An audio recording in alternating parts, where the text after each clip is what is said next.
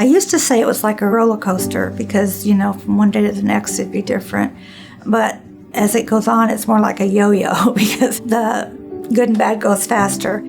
He started, we would have a conversation and then, he would do something totally different. And I would say, didn't we talk about this? Didn't we have this conversation? So that's how it started because that got to be more and more regular.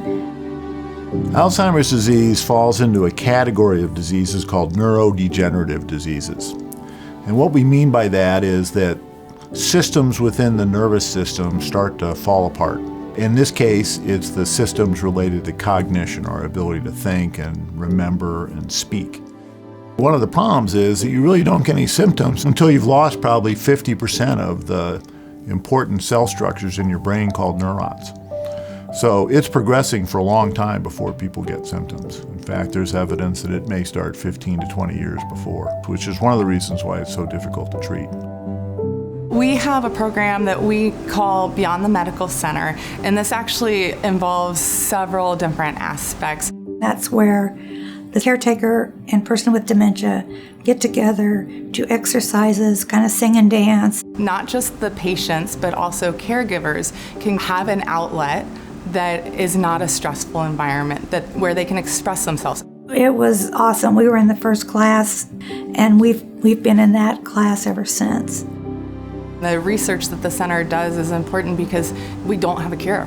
You're not going to get to a cure without the research, and to really have an understanding of what is going on in the brain. We are able to get tissue specimens from a wide array of patients throughout the state so that we can start to look at biosignals that help us tell who may develop Alzheimer's disease earlier, so we can treat that long before they develop the disease.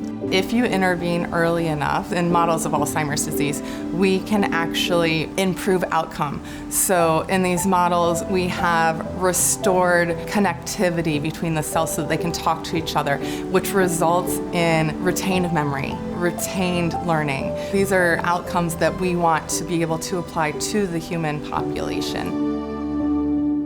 My great-grandmother was not officially diagnosed with Alzheimer's disease. She definitely had dementia, but in those days it was, not everyone was diagnosed. So it's suspected Alzheimer's, definitely dementia. And it's sad, right? And you feel helpless. But you go into research and, you want to go after something that you can be passionate about.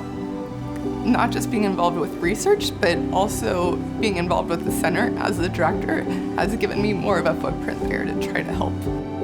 I cannot imagine what our life would be like had we not come here. It's been like my third arm, I've depended on them for so much. There's people out there that were where I was, and I know they need what I found here.